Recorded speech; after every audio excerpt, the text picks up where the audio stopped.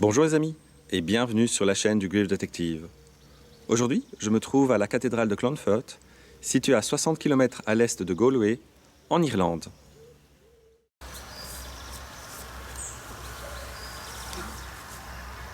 La tombe qui nous intéresse aujourd'hui est celle de Saint Brendan.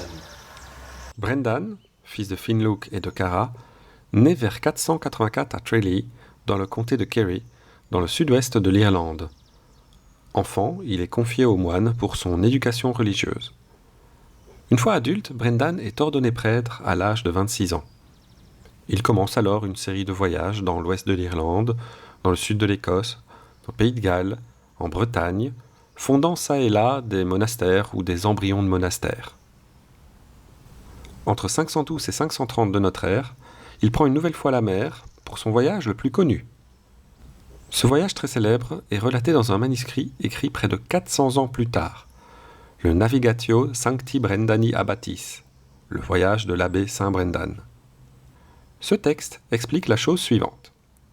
Inspiré par le récit de Saint Barinthus sur la terre promise des saints, une île perdue bénie par la foi chrétienne, Brendan entreprend un long voyage avec 14 compagnons après une période de jeûne et de préparation spirituelle.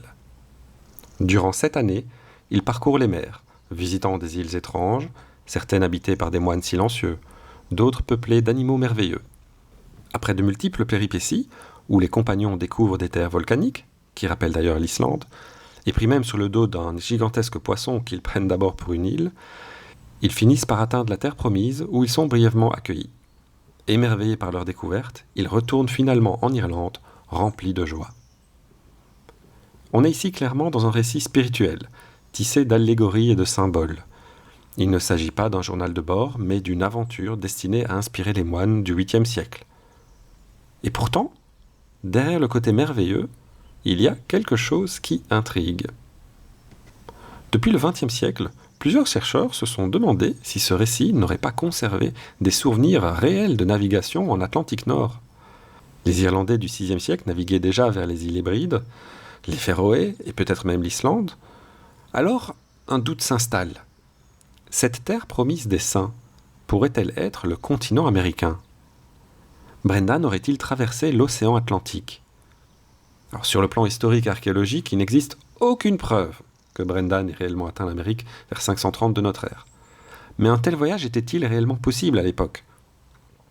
Sur le texte de la Navigatio, pour cette expédition, Brendan utilisa un petit bateau traditionnel irlandais, un currach, embarcation faite de bois et de peaux tendues.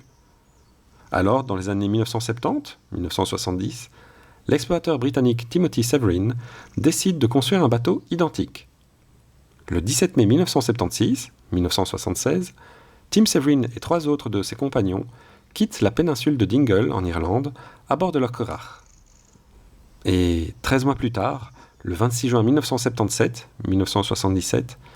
ils arrivent sur l'île de Peckford, au large de Terre-Neuve, au Canada. Severin a ainsi prouvé que la traversée était techniquement possible.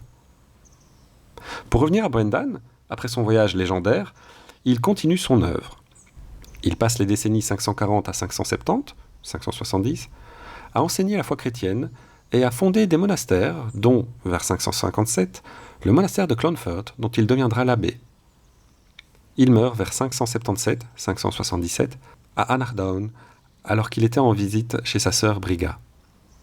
De peur que son corps ne devienne une source de reliques, Brendan avait pris les devants et fait en sorte que son corps soit secrètement ramené dans un coffre jusqu'à Clonfert, où il sera finalement enterré.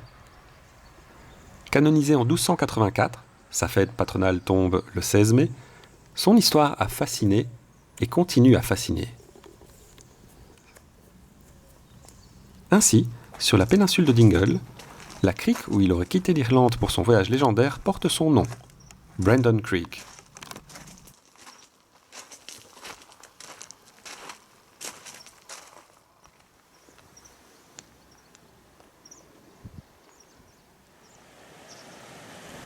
C'est également de cet endroit paisible qu'est parti Timothy Severin pour son voyage sur les traces de Brendan en 1976-1976.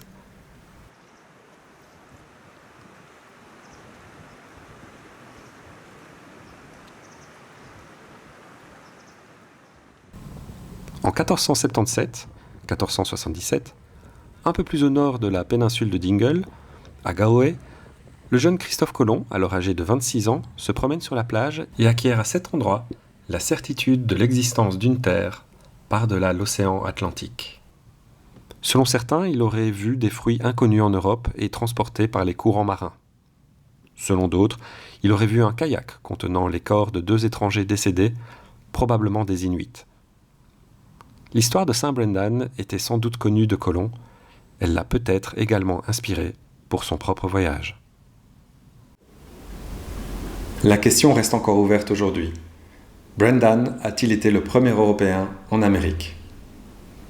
Les amis, merci d'avoir regardé cette vidéo. J'espère qu'elle vous a plu et j'espère vous revoir bientôt pour une autre vidéo.